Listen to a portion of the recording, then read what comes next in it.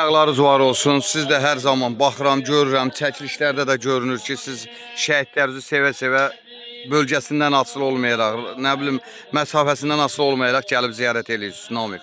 Bu gün şəhidimizin 5-ci il dönümüdür. Buyur. Allah rəhmət eləsin, Allah ruhlarını şad eləsin. Biz də vəzifəmizdir, borcumuzdur, gəlirik, məsafəsindən asılı olmayaraq gəlirik, vəzifəmizi icra edirik. Allah rəhmət eləsin, Allah ruhlarını şad eləsin. Çaşalımız sizin kimi ola. Buyur. Allah rəhmət eləsin bütün şəhidlərimizə. Allah səbr versin. Var olasın. Var olasın. Sol buyur. Allah şəhidlərini rəhmət eləsin, ruhları şad olsun. Çox sağ olun. Gələn ayaqlarınız var olsun qardaşlar. Var olasın.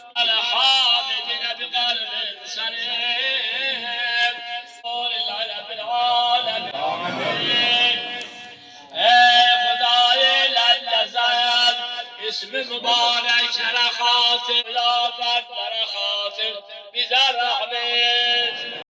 Melek-u İsrafil-u Cebrail, hatır, bu şehide rahmet. Bir adı Ahmet olan Seyyid-i Kavneyn Muhammed benim.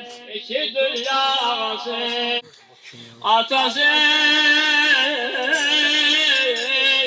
Hatmi Resul özü hatun kıyamet adı Zehra'ya İsmet'ten umune ahlak-ı desat yüzdeki mezere hatır bu şehide rahmet günleri kırmızı kantır Nur Hasan Gönül Zehra'ya babası Haşim-i Bahriye Kavramış ciğeri Zehra Mehbeykere hatır bu şehide rahmet Ali'ye mezar olsun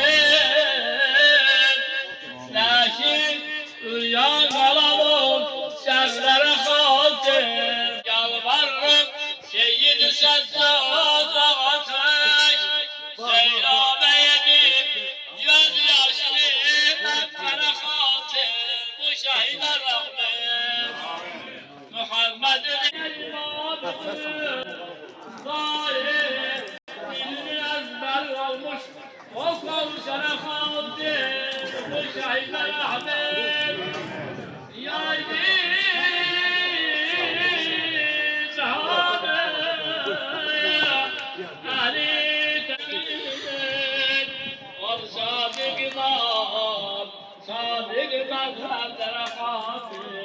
bu şehide rahmet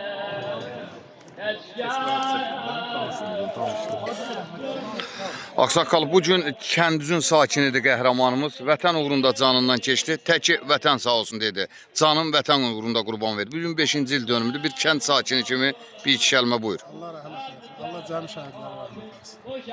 Allah onların dünyasını versin. Var olasın.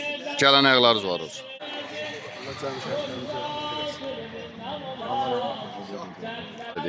Allah rəhmət eləsin. Allah cəmi şəhidlərə rəhmət eləsin. Allah sabır versin, Allah ruhunu şad eləsin. Borcumuzdur, gəldi, iştirak elədi, gündür rəyaq usta dursun, biraz gezləmiş, üzülürsün. O yer var. Yox, baxışdı biz işdən istifadə. Sağ olsunlar, işdən istifadə edib, vaxtdan istifadə edib gəlirlər. Var olsun. Gələn ayaqları var olsun.